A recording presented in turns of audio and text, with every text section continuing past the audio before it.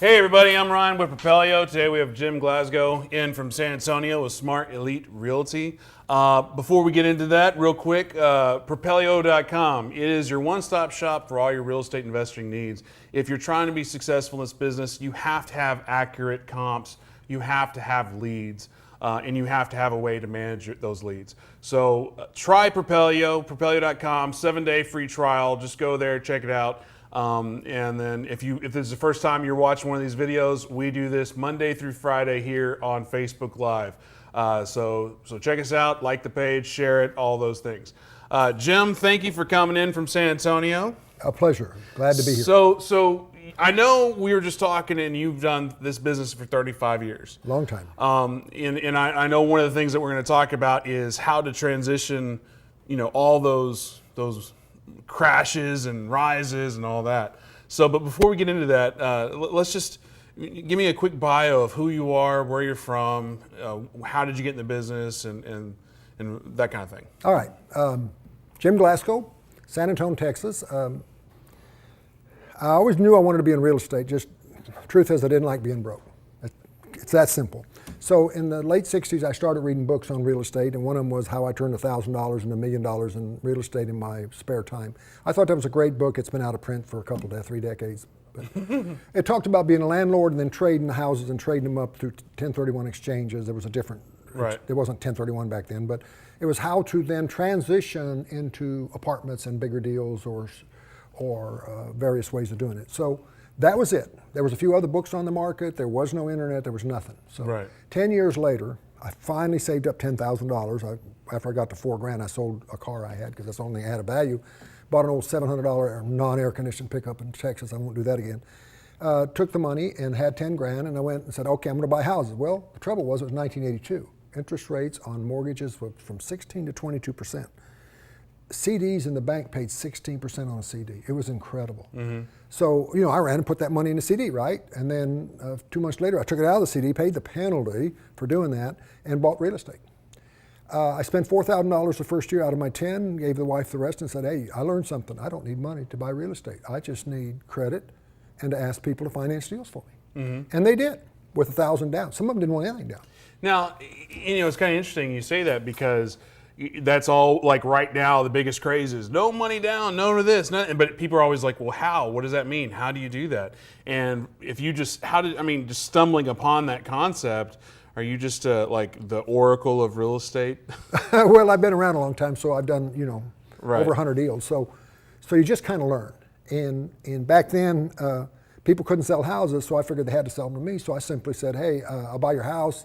I'll pay you what you're asking for it as long as you'll finance it. And back then, we paid 8% interest. Remember, it was a 20% world. They were getting 16 on CDs. 8 was actually a deal. So I financed houses at 8%, rented them out, flipped one of them because it was too pretty, and the wife at the time did not want, she said, this is too pretty. We fixed it up too nice. We can't. So I put a sign out front and said, well, okay, I'll sell the thing. I put a sign out front, and 3 days later, I sold it and made $17,000 and never looked back. Mm-hmm. But people don't get seller financing because they simply don't ask for it. Right. If the deal is right, if 30% of the houses in the United States are paid for, they got no mortgage. That means 30% of the people out there selling the house could sell the house to you and carry the note. Right. If you give them cash, they got to pay taxes on the cash, especially if it's a rent house. If it's their primary residence, they could use the tax advantage to forestall that. But not an investor house, not a second house. They're going to have to pay taxes on that money. So, and they're probably depreciated to zero, or unless they inherited it, in which case they would have no taxes. So that's just a tax issue, but they're going to get 1% if they put the money in the bank. Right. You're going to pay them 6, 7, 8, whatever you feel you can make the numbers work. Why would you not ask them to do that? That becomes your rent house, even if you've only got a few $1,000s down. If you're a flipper, if you've got $200,000 in the house, ask for financing. Mm-hmm. $200,000 sounds like a lot of money. But I can tell you, if you're buying houses at $100,000 a piece, that's 2 houses. Right. But if you could get them to finance it, how many houses can you buy with $200,000? I can tell you, with $5,000 down, you could buy 40. Right. So one of the strategies you should have is always ask for seller financing. Yeah, I think that's huge because, one of the things I've learned here at Propelio with all the guests coming in is too often that there is this strategy out there or this concept that simply you just have to either implement it or just ask for it. So like seller finance, it's just like you said, just ask for it. But once they say yes, I could do that, how do you get that serviced? Do you have a pocket note servicing company that you refer them to, or you just how Well, does they're financing work? it, so truth is I really don't care how they do it. But as a good customer service, I say, here's a company that can service this for you, take care of the taxes, the escrows, everything. You won't even have to mess with it. All you have to do is cash your check. Right. And I give them a couple of names. I never give them one, Right. because I don't want them to get upset. So I give them two names. And mortgage servicing companies that do private investors are all over the place. Right. Typically, it's going to cost $18 to $35 a month, maybe a little more, to have that service. But guess what? That's part of the buyer of the house. If you're selling it, it pays for it. And if you're buying the house, of course, you don't mention that. Let them pay for it. Right. So it's just who gets to pay for it. $18 a month doesn't sound much, but if I don't volunteer to pay for it and they agree to pay for it, hey, it's $200 I don't have to pay. But then also, if you get them to do seller financing, most of the time that means you can actually pay more than your competition. I'll pay retail. Oh, really? If I'll either want a good price or I want terms. Okay. So if I get to write the paper, which I almost always do because they don't know how to do this, right? So I'm going to write the paper. There's a couple things I'm not going to do. There will be no due on sale clause because I might want to sell it and wrap it later. Mm-hmm. So I won't put that in there, but I will protect them because in this business or any business, when you take somebody's money, whether it's seller finance it or not, they're basically making you a loan. It's probably their retirement money. Right. You have to have a fiduciary duty to take care of the lenders. If you do that, you'll have more money to finance deals than you know what to do with. Right. Because word gets out, hey, they pay their bills, they pay them on time, and they have integrity. And that reference will get you more loans, whether it's private money loans where you're borrowing from an individual with their IRA or savings, or whether they're financing a house for you.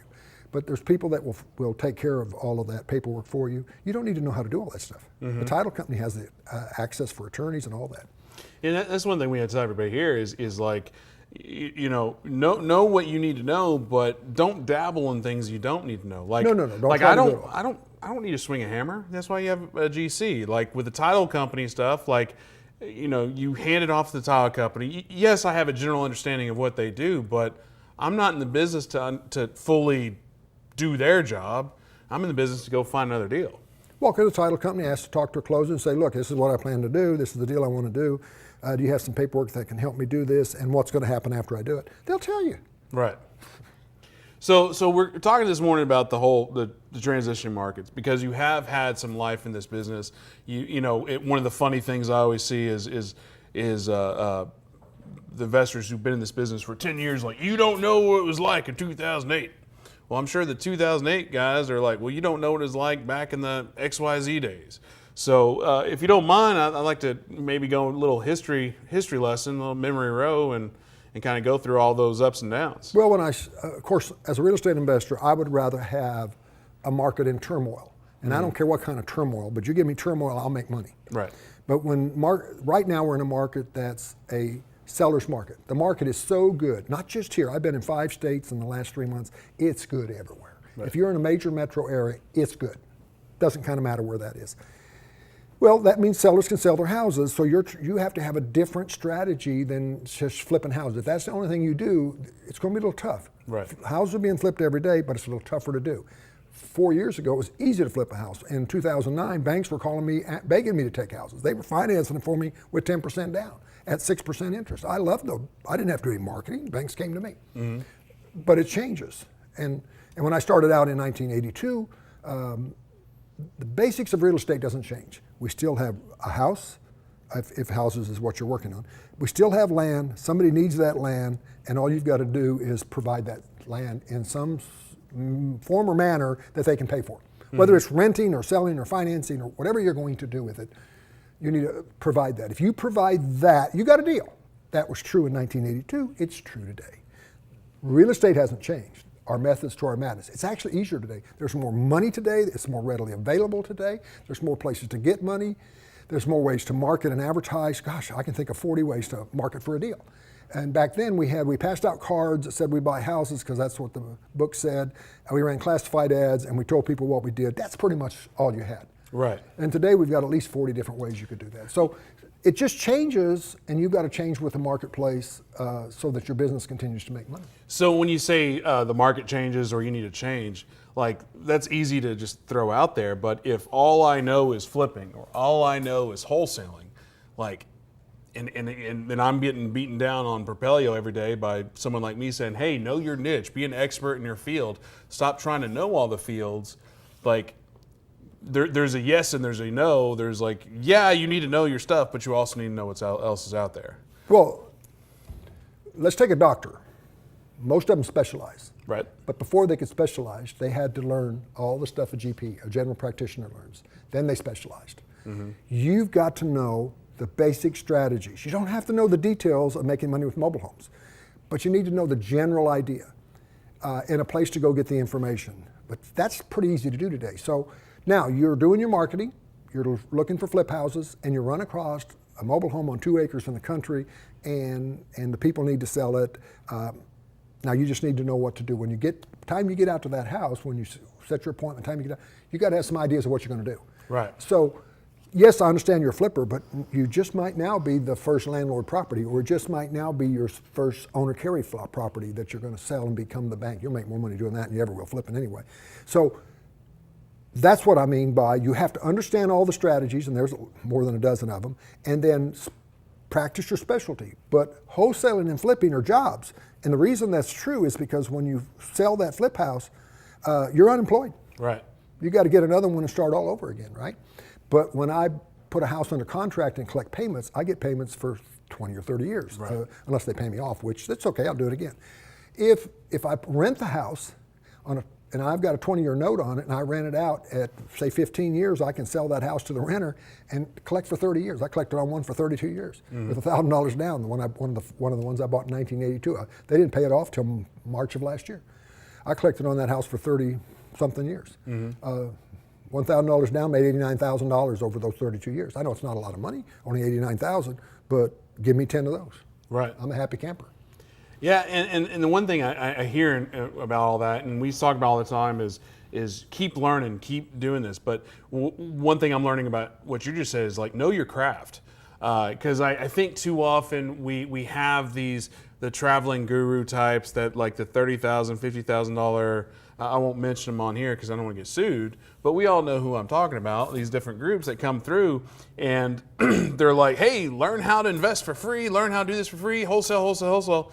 And then it's like, throw some marketing, buy a house. And there is some meat to that, but you always got to you got to take it serious. You got to treat it like a career, treat it like a life, keep learning your craft. I can't imagine how much you've learned in the past 35 years of doing this business. A lot.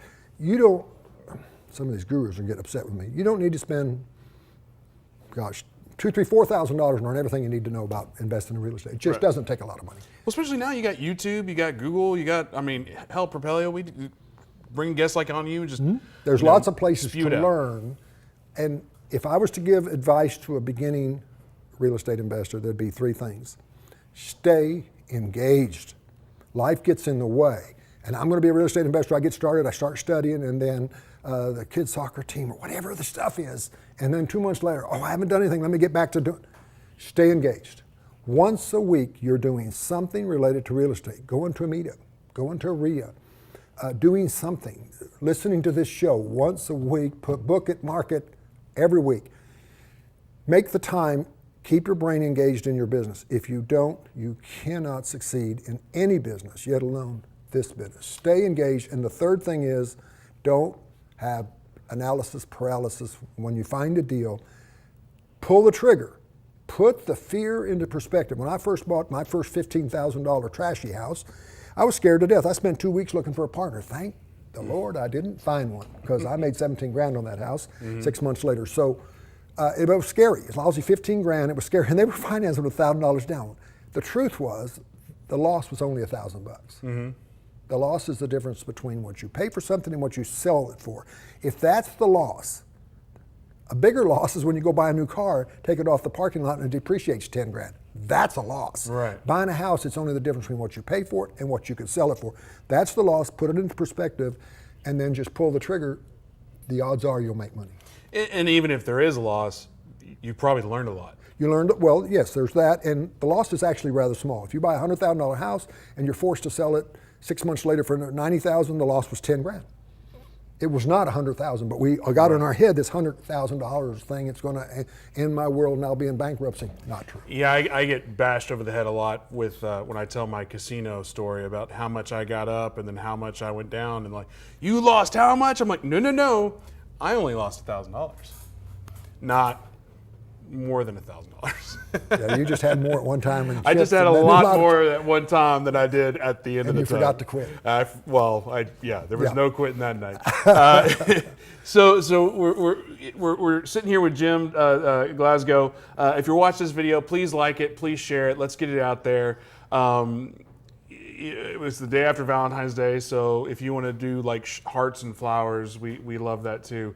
But get this out there, share it in your groups, get engagement in this video. Every time we're doing this, we love to answer questions. We bring these guests on to answer questions for you guys. So get involved, let us know what you're thinking. One question I do have is, if you started in 1982, I'm assuming in the 35 years that you've been doing it, now, at least by now, real estate's your full-time job. Yeah, it is. Well, I was running a corporation at the time. Well, that's what I was going to say is Yeah. At what point in your career did you go, okay, I can do this full-time. Let's I could have done it years ago. And truth is, if I'd done it 20 years ago, I'd be a super rich man now. But I had a company and I had employees. Some have been with me 15 years, and so I kept the company going another 10 years. I should have sold it and got rid of it. And I caught one of them embezzling and a few other things. I said, this is just crazy. I got this company open for them, and so I sold it off cheap, got rid of it, and went full-time in this business. Tried retiring, and that just, you can't work for 50 years and then retire. Trust me, you can't do it. So when did you start full-time? About 6 years ago. Okay. And part of it was because the banks were calling me, asking me to buy houses, and people were calling me and saying, Jim, the real estate market's good. We can buy houses really cheap. Show me what to do. Right. And so that kind of led me into teaching and holding seminars and stuff. But it just kind of evolved, and now I still do individual houses and stuff, but I'm focusing mostly on mobile home parks. So what I'm hearing is, it sounds like you're what most people would expect a real estate investor to be, is you work your corporate life, you have a real job, and then you do real estate on the side. You the weekend warrior type, where maybe you do a house every 6 months or once every 8 months or every 2 months. Yeah, a couple, 3 a year. Yeah. Where versus like a lot of the people that we interact with is like, we do this daily. Like this is our life, Monday through Sunday, 8 a.m. phone call, 11:30 p.m. Whatever. So it's interesting to talk to you, because too often I forget that real estate is not just for the every single minute of the day. You have people that do this on the side, and I'm not trying to say anything negative. It's just, well, the vast majority absolutely, the vast majority of people start out part-time. I mean, they got to feed their family and eat, right? And I did too. But during that 30 years, I made about $3.2 million. And here's what's beautiful. Now, that's $100,000 a year. On top of your other life. Oh, yes. Most of it came the second half, not the first half, but still it came. $100,000 a year is a pretty good part-time job to me. Hell yeah. Heck of a deal. Now, that's a pretty good regular job. yeah, but you got to get there, see? So, exactly. So that's it, is people have to start somewhere, and then they build that up slowly. And it really builds rapidly. The first 5 years is, gosh. But the next 5 years are going to pass no matter what somebody does. So if you can make yourself $1 million in the next 7 or 8 years, why would you not start? Right. And all you've got to do is buy properties, find out how to pay for them by renting them or carrying the notes, or however you're going to make sure you have monthly cash flow, and then never sell them. Right now we're in a real estate cycle. Real estate cycle, by the way, runs 15 to 18 years. You can go back 100 years, it's still 15 to 18 years. It always runs in cycles. About 2022, 2023, we'll have a little hiccup and it'll correct itself a little. But a rental house is a rental house. It always has shelter value, so it's never going to go to zero. Mobile homes decrease in value, true, but on dirt, it's on 2 acres, it's only going to go down to a certain number. It still has shelter value. It still has the people who want to live in the country and have a cow, so it still has some value. And so it never goes down to zero like people think mobile homes go to zero. It's not true. So There's that value there, and if you can collect enough of those if you have 10 houses today, let's say they're worth 100 grand, in Texas the average house went up 10.9% last year. So if you have 10 houses and they each went up 10.9%, I don't know about you, that's $100,000 a year in equity. I know it's not cash in your pocket, but during that 32 years, I never saved a penny. No 401k, no IRA. I get a little Social Security because I own my own corporation. I paid myself, so I get a little Social Security. But the renters, every time I took their money, paid the note down, I got a little richer. And 32 years later, all of a sudden, had $3.2 million in assets. Not to mention, I was spending money all along the way from the profits, too. You know what I'm hearing? Jim likes to party. No. But the idea is I could save myself rich. Right. I have a brother-in-law that did that. He saved $750,000 during that whole 25-year period while I made over $3 million. Right. And I didn't save a penny, and he saved a percentage of his salary and did stock market stuff, and he got there. Right. It's not that he didn't get there, but he saved his way there. Right, but you leverage what you're doing to continually build what you're capable of bringing in. I let the renters make me rich. Right. So what is your main strategy? Is it rentals? Is it owner financing it? Are you doing flips? Are you doing wholesaling? What strategy is your go-to strategy? Well, the strategies change with the marketplace and age. I'm 70. Okay. So my next $2 million needs to come the next 7 or 8 years, right? Right. Because I don't want to make $1 million when I'm 85. I want to make $1 million before I'm 75. So if I was young like you, I would just put together a 15-year landlord program. I'd buy 2 or 3 houses a year as long as they made me $200 a month. I'd be good. 20 years later, I'd have a couple $1 million and call it a day. But I'm not your age. Right. And so I need a faster strategy. So today I'm doing mobile home park syndications. I want to raise the money to buy mobile. I want to do $5 and $10 million deals. And I want to create wealth. So talk to me like I'm an idiot, which isn't that hard. What does that mean? I know what a mobile home park is, and I know what buying a house is. I know what a hedge fund is, but what exactly is mobile house? What is the syndication aspect of that strategy? Well, mobile homes are the alternative multifamily. You have apartments, which is primarily the multifamily, but it's a little overworked. All the rich guys and all the money from California and overseas and out of the stock market, all that stuff been piling into there. There's deals out there, they're a little farther and few between, and they have to raise the couple of $1 million equity in order to buy an apartment complex.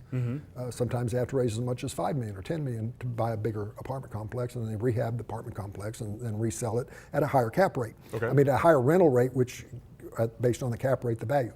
So their goal is to double the investor's money in 5 years. I want to do the same thing with mobile home parks. The advantage is that mobile home parks are the affordable type of housing, or attainable housing would be a better word, I guess.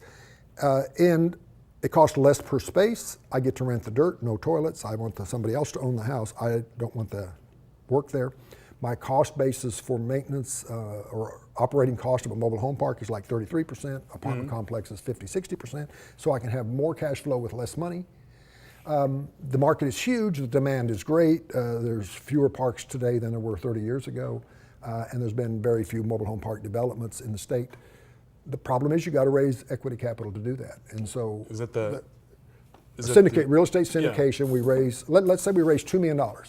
That's enough to build a 150 space park, about a $5 million project. But we got to raise that $2 million. We got to find investors with $2 million that is going to trust you to invest their money and pay them a return. Now I hear that. So now are you, because I know we had Anna Simpson in here months and months ago, because she was an apartment complex person, I don't know. She was an investor, multifamily. She was a syndicator of multifamily. Right, but she was the deal sponsor, and then she got her people. So that's exactly what we're doing. Deal same sponsor. thing. Okay. Same thing. Exactly the same thing. And then you hold back like 10, 20, 25% for you. Oh, you laughing at what my multifamily yeah. So when she was here, like, I could not say multifamily investor. I kept saying multifamily fester. And that was before we were going live and we were recording. So I literally it took us 10 takes just to do multifamily, and I almost did it again just then. But anyway, well, thanks, Daniel. That's why he was laughing. So how does that work? So you're the deal sponsor. Are you using your own cash? Are you using Are you what kind of nut are you holding back for yourself, and then I'm giving what percentage away? Well, I invest some of my own money, of course. Okay. First off, someone's got to put the deal together and advertise, Absolutely. marketing, Which is valuable. PPM, all that stuff. Well, not mention it costs about $25,000 just to get the paperwork done and get ready to go. And then you got some marketing costs, and that's assuming these are securities, so you have to do the PPM, and it's a Securities Exchange Commission Rule 506C. You need an attorney for all that. So put all that together, then marketing. So the investors want to get paid, and every deal is different, and every sponsor, what I call a real estate syndicator, is a sponsor. That person who's in charge of the project has got to make it work. Every deal is different. In my case, I'm going to pay them 8%, the investor, 8% return, which is called a preferred return. A preferred simply means they get paid before anybody else. Right. Other than the bank, we build the park and the bank is always first because they've got the first lien. Then the investor is the preferred return. They get the 8% first, and then we split the profit 60-40. 60-40 with all the investors? The investors get 60, I get 40 after the 8, which comes down to somewhere in the 75%. It ends up going to investor. But it depends on the deal and how profitable. More profitable a park is, the less that percentage is, the greater it is for me. Right. But they still get a preferred rate of return plus that 60%. We anticipate that the investors will double their money or more in 5 years, and that's if we do not sell the park. Okay. If we sell the park, it may be even more. So one thing I like to hear, well, not like to hear, but when I hear about that is it seems like the barriers to entry into mobile home parks, whether it be through the syndication or through the deal sponsoring, is maybe a little bit less than the multifamily, mainly because maybe the cost is a little bit lower, and then also the potential stigma of who wants to be a mobile home investor. I know that who cares when there's money, who gives a crap? The more misunderstandings there is, the more I like it. Less yeah, exactly. Yeah, there's a lot of misunderstandings. Let me give you just one little statistics, not to mention, I could talk about numbers all day. Just give you just one. We like numbers. In an apartment complex, the average turnover is less than 2 years. We know that person who rents that thing, on average, they'll stay 18 months actually, but somewhere between 18 and 24 months, right? If somebody who buys a house, moves it into my park and rents the dirt for $375, $450, $550 a month, the average length of time they stay is 14 years. That's the national average. That's huge. Now that means no turnover. Exactly. So if you have a note at the bank, what do you most fear of? Vacancies. Right. Because if you've got an apartment complex and you're running at 95% occupancy and you borrowed money at 85%, a 10% drop in your occupancy puts you in a negative territory. You got problems. Yeah, because that's like having a Lambo on the freeway with no gas. That's exactly right. So I like the mobile home parks better.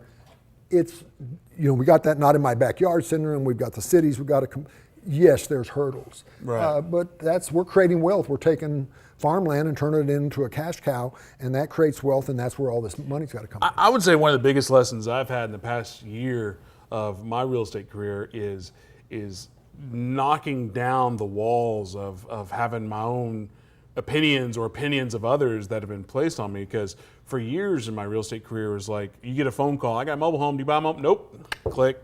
Just because I don't deal in mobile homes. I don't want to touch them. I don't want to do that. But through being here with like Daniel and Propelio and meeting people like yourself, there's so many strategies out there that you can make money. And one of the best things I've learned from like Daniel is, if the numbers work, what do you care? What do you care? That's right. So whether it's a pretty house business, which is really nice homes that you can get the seller to finance for you, I'll pay retail for those as long as I can write the terms.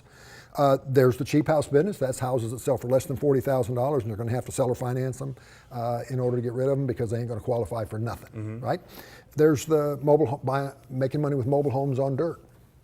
What about being a landlord and don't even own the house? I love that one, because then you talk about zero down. That's a heck of a deal. Talk about, and if they're moving in, they're never going to leave. 14 years, 15 years. That's the mobile home park. But what if you don't have any money and you want to be a landlord? What's wrong with subletting?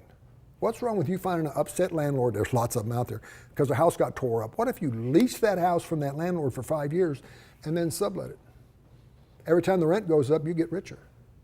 And if the guy's upset about the house or the person who owns it and they just want to get rid of the headaches and they want to go on vacation, they want to get in an RV and go, and you promise to put the money in the bank every month, they'll rent it to you $100 cheaper a month than they would have normally.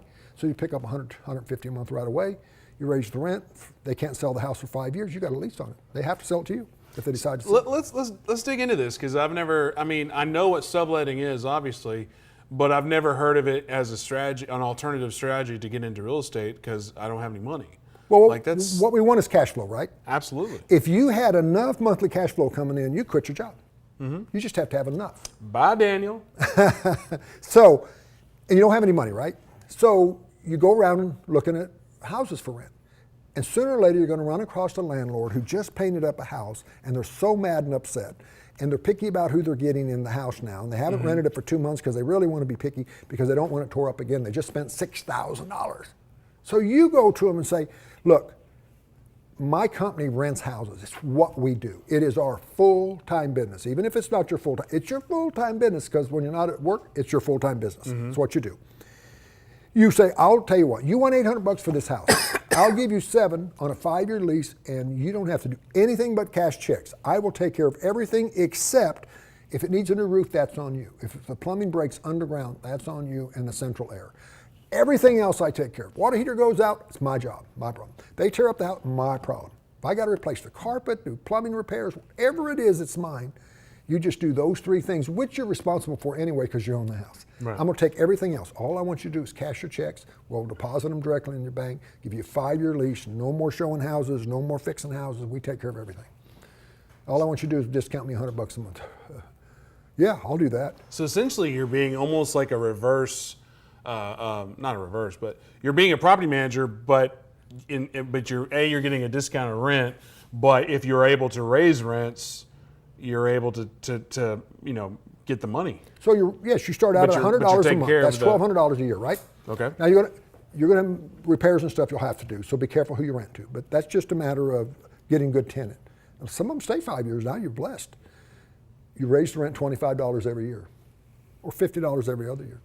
So at the end of the 5 years, that $100 might be $200. Then you renew the lease. If they're happy with the cash flow, they might renew it exactly what you paid. But going back to your earlier statement, because we like numbers, you said 18 months is you're going to have a vacant house. How do you make sure that you? Well, on homes they stay 2 to 3 years. On apartments they stay 18 months to 24 months. Okay. And mobile home parks, the average is 14 years. Okay. Get a good tenant, get them in there. Take excellent care of your tenant. If they call you, if they call me on one of my houses and they say the air conditioner is out, if I can at all, any way possible, I will have the air conditioner repairman over there that day or the next morning, right away. Especially in this heat. Especially in Texas, you should be doing that anyway. The cheapest money you spend on maintenance is the first dollar you spend. Every day you wait, you got a client that's matter. By the 3rd day they haven't made the repair, they found everything wrong in the house for you to fix. Especially in 2018. Yeah. Because 18, like we had this talk, I don't know, maybe a couple months ago, like viral videos used to be 5-minute, 6-minute cute little videos. Now viral video is a 5-second quick thing.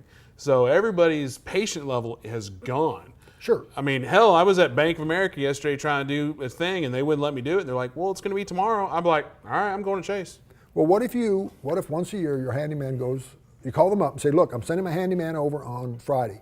Give me a list of anything that you need. Otherwise, he's just going to go through the house, fill out a little report. So if we find anything wrong that needs to be fixed, and let him know anything you need done.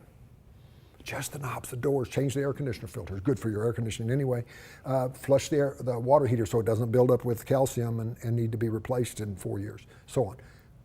Spend that $150 on that handyman once a year. Your client will love you.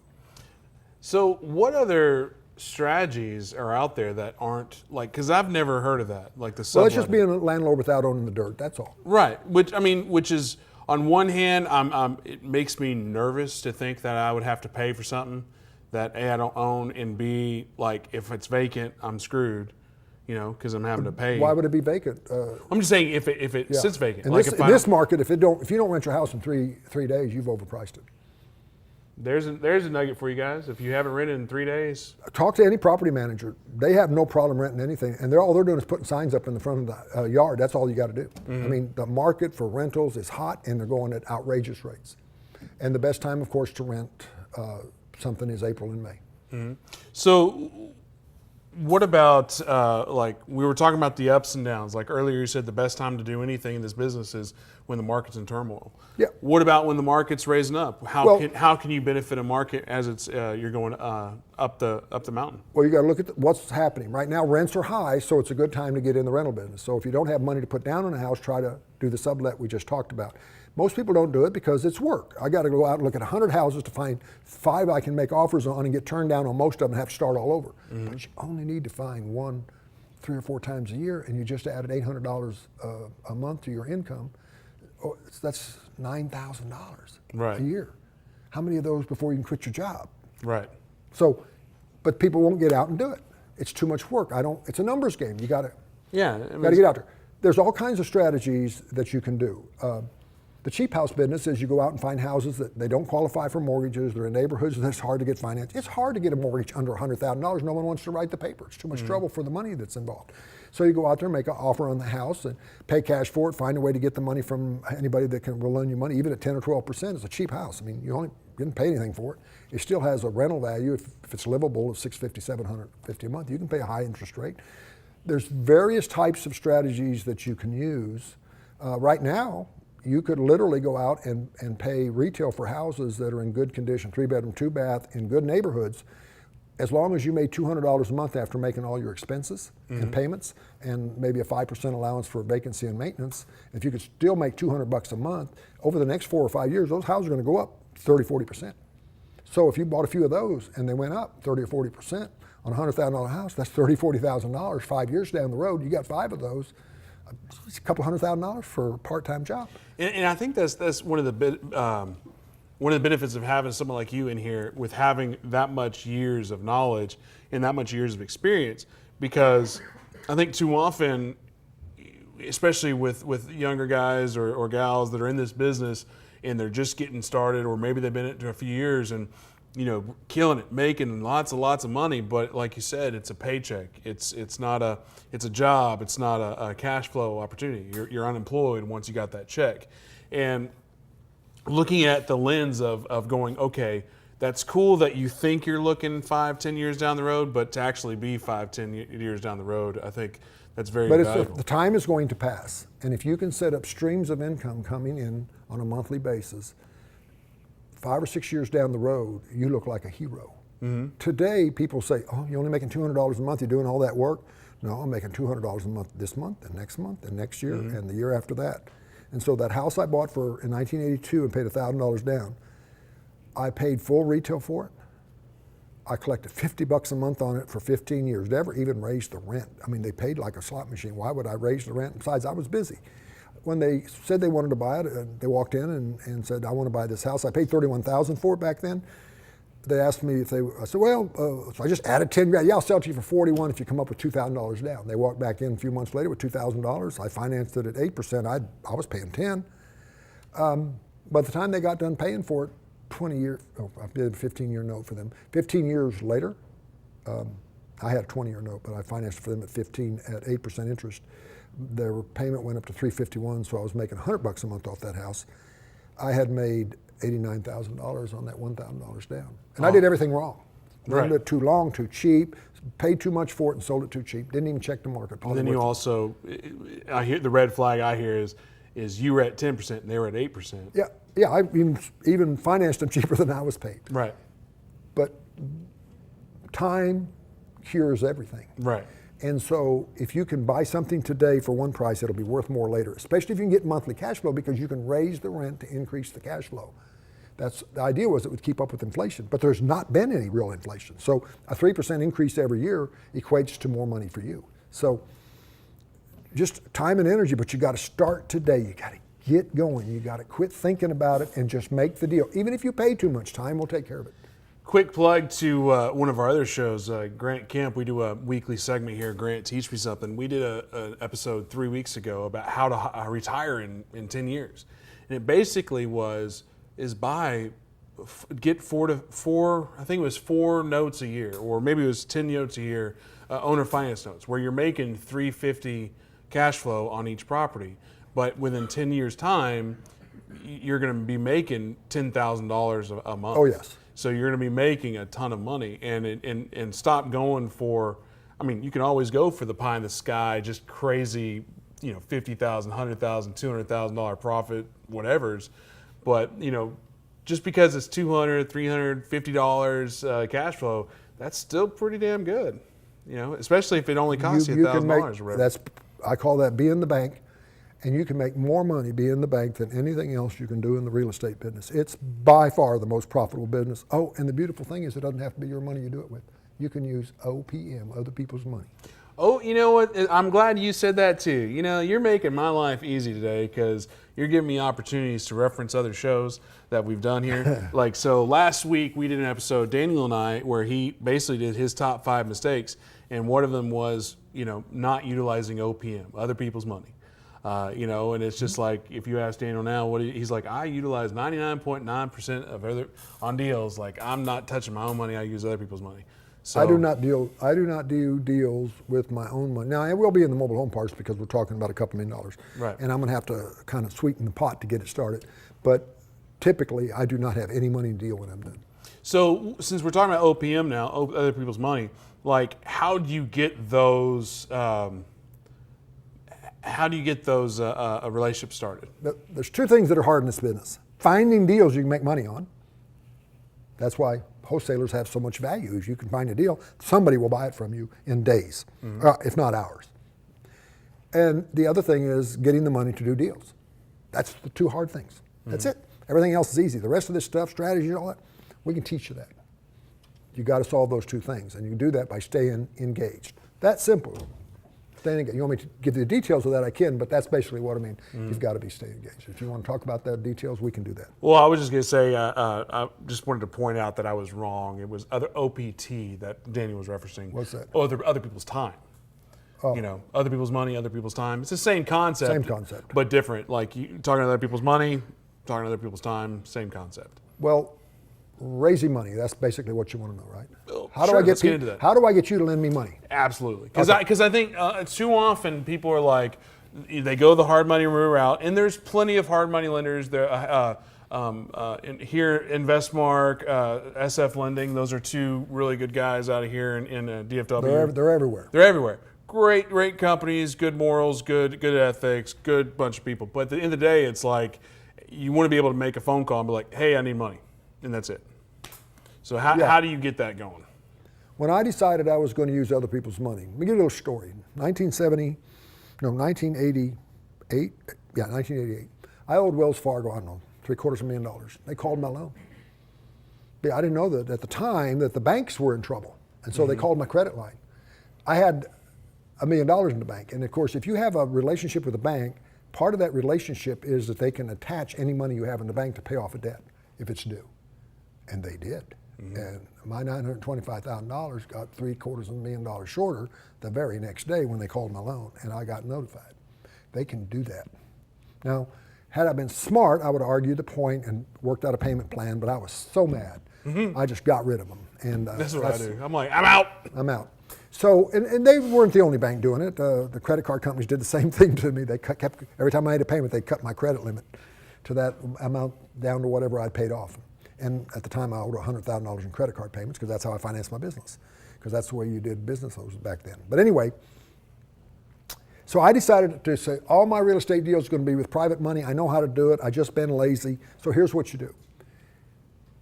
You tell everybody you know that you're a real estate investor, you buy houses to give people an opportunity to achieve the American dream. You finance these acquisitions by borrowing money from people just like you. If you know anybody who has a savings or an IRA that would like to make 8% on their money, please give them my card, and I hand you the card. I didn't ask you to loan me nothing. I asked for your help. Pass my card out. Everybody loves to help. And I think that you can actually tack that on to another tip, which is if you're actively real estate investing, you should be telling everybody anyway that you're actively real estate investing, because you're trying to find new houses, you're trying to find new mobile parks, you're trying to find new commercial deals. And the best way to find that is through referral business, because if 1 gajillion other investors are direct mail marketing or cold calling or whatever, you're never going to be able to keep up with that marketing. But if I just happen to meet you at a Starbucks and we're talking real estate, and you're like, well, you know, Betty Sue down the road has a house. Well, put it on the back of your card. Front of your card can say I buy houses. Back of the card can say, hi, if you know anybody that wants to make 8% or more on their money, give me a call. Do that. All you're trying to do, now you can't say much more than that because you don't want to be accused of selling securities. All you're trying to do is get a conversation with somebody who might. And if somebody asks you, then you sit down and explain that you buy houses and you'll give them a first lien on a real estate note, a 70-30 loan, 70-30 loan to value on one of your rent houses. So if you're interested in doing that, if you'd like to make more money on your savings or IRA, I'll show you how to get that set up. And then when I call you, you'll have 2 weeks, and that's the max I can give you, and preferably 5 days, to put the money at escrow in the title company so that they can perfect the lien on the house, and your payments will start 30 days later. And then I usually do a 5-year balloon so that they can get out. Nobody wants to be in for 20 or 30 years. Now, if they do, I love them, but I'm going to say of all my investors, 90% of them renew their loan at the end of 5 years because they really get used to that 8% check coming in every month. They like really cash, like because again, you're almost like converting them into becoming real estate investors with the cash flow model. They're the passive investor in your deal, and when somebody loans you money, that is not a security. And therefore you can do a little bit of advertising. Don't overdo it. But all you're doing is letting people know. Here's the trick. You got to do it and do it. When I decided to do that, it was 18 months later before I got my first deal. It's tough. People have to know you. They have to trust you. They have to see you. So go to meetings, give speeches, go to the Kiwanis and say, let me tell you what I do for a living. They want somebody to talk to their lunch meeting anyway. You just want to get in front of people and say, I borrow money. The more people you get in front of, the faster it'll happen. Right. And if you'll do that, then you'll acquire those names of people who want to make more on their savings. If you do that, how many houses can you buy if you have unlimited funds? All of them. There you go. All the deal has to do is be good enough that you can pay them their investment, still make, in my opinion, $150, $200 minimum cash flow per month per deal, or you shouldn't buy it. Real estate investors get in trouble when they buy houses and can't cover the cash flow. They can't cover the house that gets tore up. They can't pay the taxes and insurance when they come due. You have to have a positive cash flow, and you have to have the discipline to save the money in the bank to pay the bills you know are coming due. When I see a real estate investor driving around in a brand new truck and he's been in business for less than 2 years, I say, good luck. Because you just happen not to be around the first crunch. I think in 2018 it's no longer trucks. It's the Lambos and the Bentleys and Instagram whateverness. I wear cowboy boots. I drive a pickup truck. It's got 400,000 miles on it, but it's a pickup truck. It's all good. Hey, if you're watching this and you like it, please share it. Give us some hearts, give us some stars. I don't know if you can do stars, but you can figure it out. We've got Jim Glasgow in here. He drove up from San Antonio to hang out with us. If you have questions, please drop them in below. We'll get those in pretty soon. We're getting close to the end, so please get that in here. So we got a wealth of knowledge, over 35 years worth of experience to engage with. So let us know what that is. As far as Propelio, always try Propelio, 7-day free trial. We've got access to true Elmos comps. You have off-market lead lists, and we have education and upcoming. We've got websites coming. So give us some likes, give us some shares. If you haven't had a chance to go to his page, check him out. Real quick, I know you've written several books, you have seminars, you do education. What all do you do? Well, of course, I'm outside of real estate. Outside of real estate. I mean, you have your houses, but outside of my own investing. Perfect. Okay. Thank you. I teach real estate investing because people started coming to me about 5 years ago asking me to show them how to get wealthy because nobody teaches people that. And they didn't want to go and pay $50,000 to somebody who came into town and tell them how to flip houses and occasionally be a landlord. And I just thought that was crazy to pay that much money, but I know people who do it. And so I do seminars once a year. I've got one coming up on March 9th, 10th, and 11th. And then go to my website and read about that. Where is that? San Antonio, Texas. It's very affordable. I believe real estate investor training should be affordable, and I'm blessed. I don't need your money. I'm doing just fine, thank you. But I've got to cover the cost of doing the... Absolutely. Yeah, and if I make a little bit, that'd be great too. I'll take a vacation. But real estate investing does not have to be expensive. If you spend several $1,000s, shame on you. Go take that money and buy a house with it.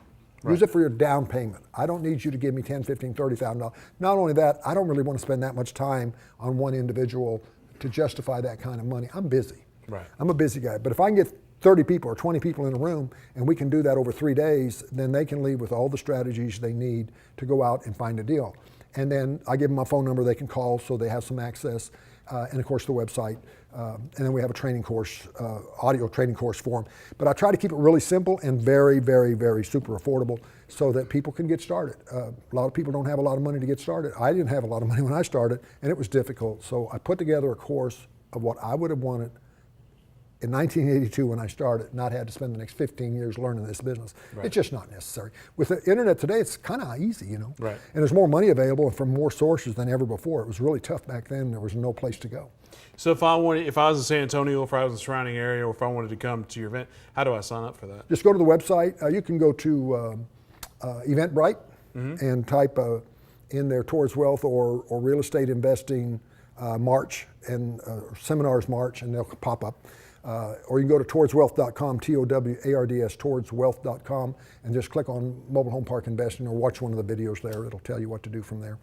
And then the other thing that I do is real estate syndication for mobile home parks. I'm raising money to build brand new mobile home parks in the state of Texas. That's the other thing that I do, and again, that's a security thing.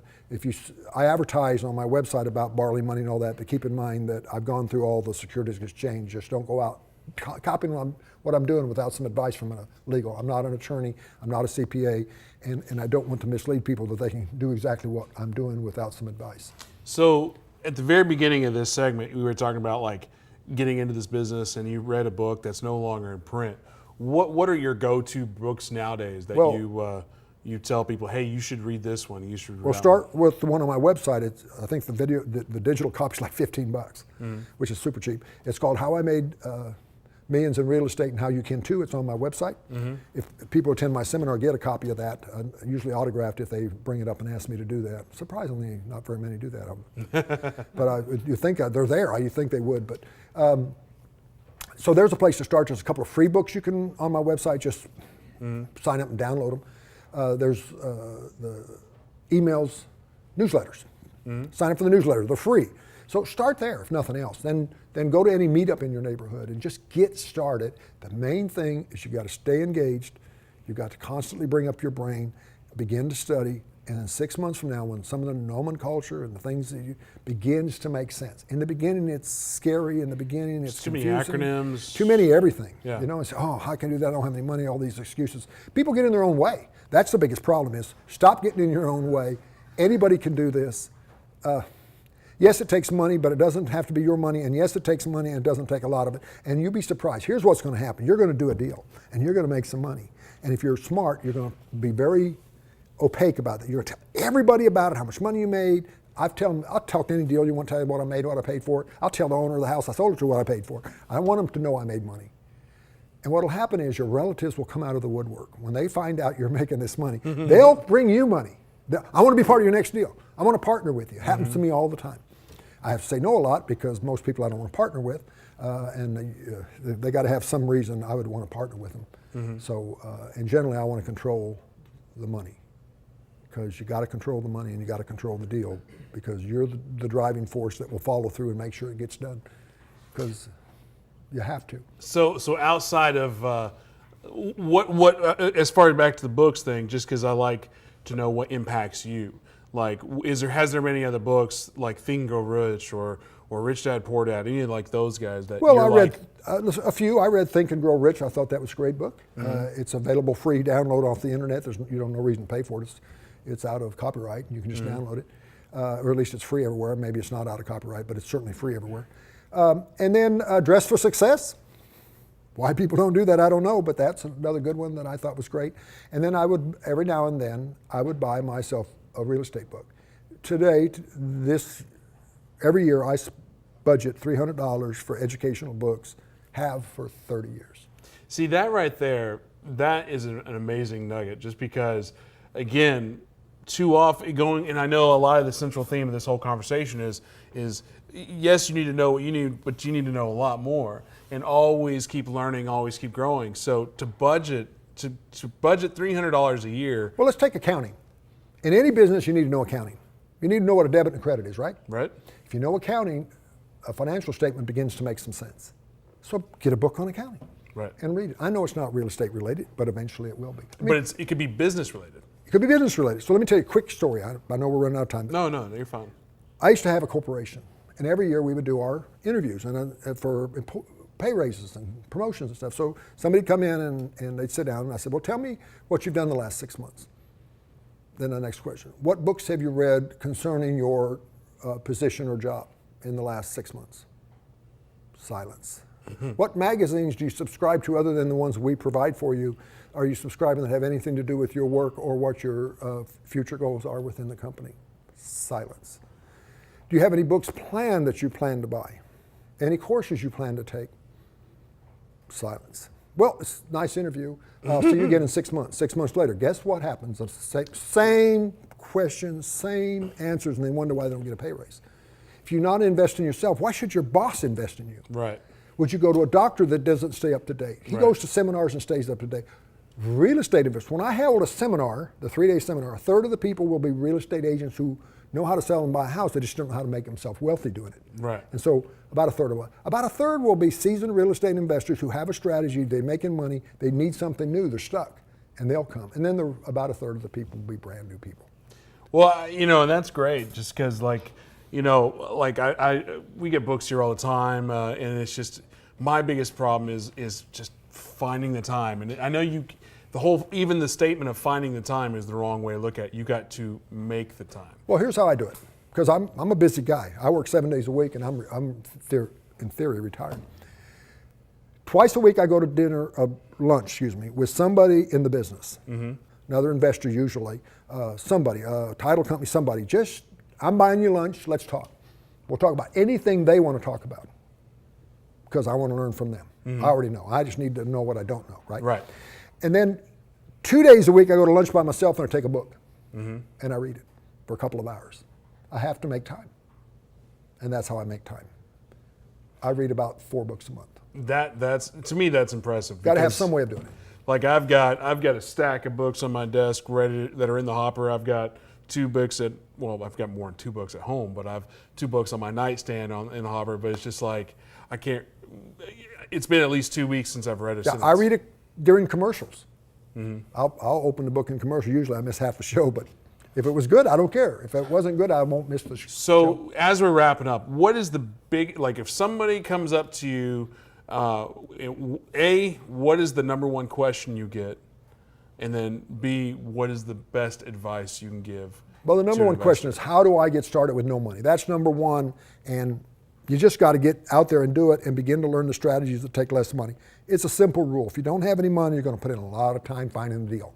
If you've got money, then it's a little faster and easier because you can pull the trigger quicker. But there are deals, there are ways of doing it. The second thing you've got to do is you've got to get some training somewhere, whether it's books or a seminar or something. You got to get some training somewhere. So start at my website, TaurisWealth.com. Then the next thing you got to do is stay engaged. If you don't stay engaged, you'll get in the business. 6 months later, you'll be out of the business. It'll be another 5 years before you start again. Don't do that to yourself. You can make several $100,000 in the next 5 years. Stay engaged. Every week you do something. Go to a meeting. Go to a meetup. Spend an evening somewhere once a week. Listen to this show once a week at least. Budget a day. Pick a day. You say every day? We go Monday through Friday. Okay, so every day, 11 a.m. Monday through Friday. What time? 11 a.m. 11 a.m. Book it. 1 day a week. I love this guy. Stay engaged. If you don't stay engaged, you'll fall out. If you fall out, you won't get any money. Right. If you find yourself not making any money in the plan that you're doing, your plan's wrong. Change the plan. Don't change the business. I've been doing this 32 years. I've never failed to find a deal when I made up my mind I wanted to go out and find a deal. They're out there. Yes, they're hard to find right now, but hey, everybody else is having the exact same problem. When they tell you, I'm doing all this great, they're having the same problem. Right. Trust me. They're having trouble finding money. Their solutions. Don't get in your own way. I will say, I don't know if I've said this on the show yet, but I was at a networking thing last week, and I came up with a good saying, at least I think it's good, and that is, if you think you know all there is to know about real estate, go to a mirror and slap yourself in the face, because you don't. There's so much out there. And here's my theory. You're your own competition. So a hint on way to stay engaged. Take some sticky notes, what do you call them? Post-it notes. Write I'm going to buy a house this month, stick it on the mirror where you shave in the morning or comb your hair or throw on the hairspray. Put one on your odometer on your car. You don't look at the thing anyway. Put a note there that says, this is what I'm going to do this week on that odometer. I've had one on my vehicle since the mid-70s, and every day I change it. Changed it last night before I got out of the car to remind me of what I need to do before I leave Dallas today. Is that why there's 400,000 miles on there, because you have a sticky note covering it? There's 405,000 miles. No, here's the reason. It's been paid for forever. Right. It runs well. I know it makes too much road noise. You can't hear on the phone. You shouldn't be on the phone anyway when you're driving it. Every time I think of that $700 payment on a brand new F-250, $65,000 truck, I think I could buy a rent house with that. That's the reason I still drive it. Right. I relate that payment to buying a house that would make me money versus one that would lose me money. And so guess what I do when I have the money? I go buy another rent house. That's the way it should be. And I drive my old beat up truck. And I'll take it anywhere. I'll take it through a field, run through the brush. I don't care. So when's your event again? It's in March. It's 9th, 10th, and 11th. It's in San Antonio. It's a 3-day real estate seminar. It's very inexpensive. Go to the website. They have a couple of prices there. You can bring your spouse for $150 more. I want to say it's $295 for all 3 days. Mm-hmm. Then on Monday, we have the 12th. We have a special 1-day seminar on mobile home park investing. So many people want me to help them with that. When I talk about it, they get excited, but there's nowhere to go for information. Right. I mean, you can go to the internet, and there's literally nothing to speak of about mobile home park investing. There's the mobile home park store in a couple of places, but because they're gross. Well, because it's just, but the activity in that marketplace has doubled in the last year. I can figure it'll double again every year for the next few years. So I put together a 1-day seminar on the 12th for people interested in mobile home park investing. If you're investing as a passive investor and then you're an accredited, it's free for the first 2 hours. Otherwise, it's $295 for an all day. And when you leave, you'll know a lot about mobile home parks. So inexpensive, wealth of knowledge. We cover all the different real estate investing strategy under the theory is, yes, you'll specialize, but when you run across a deal, you need to know what to do with that deal, not a deal that fits your strategy. Right. So that broadens up your marketplace of what you can market to and where you can look to find deals. When deals are hard to find, broaden up your creativity. There is a deal to be done out there. So biggest takeaways for me today is always be learning.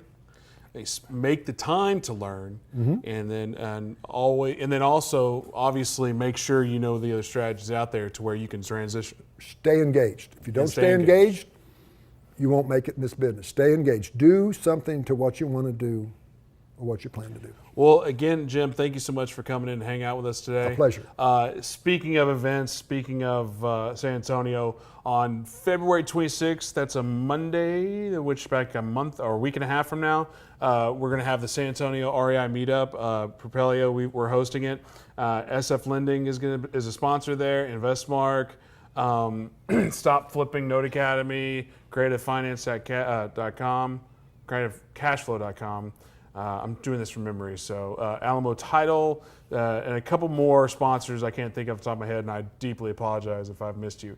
But we've got Mitch Stevens going to be doing a how to find private capital. Daniel's doing a class on foreclosures. Chris Jameson's going to do a 7-minute presentation. I just picked it this morning about how to, basically what you're talking about is how to retire and make the most out of it and really go out there and stop being a entrepreneur and be, instead of entrepreneur, that kind of thing, and actually go out there and do it. So that's going to be February 26th. Another special announcement is in March, we're going to be a lot more ambitious. On Monday, the 26th March, we're going to be in Austin. On Tuesday, we're going to be in San Antonio. And on Wednesday, the 28th, we'll be in Houston. So that's a lot. That is a lot. So if you start seeing bags under my eyes during these shows, you know why. So again, thank you so much, Jim, for coming in. Pleasure. Let's go make money. Absolutely, sir. We'll see you in a week and a half in San Antonio. And until then, we'll see you tomorrow. Thanks, guys.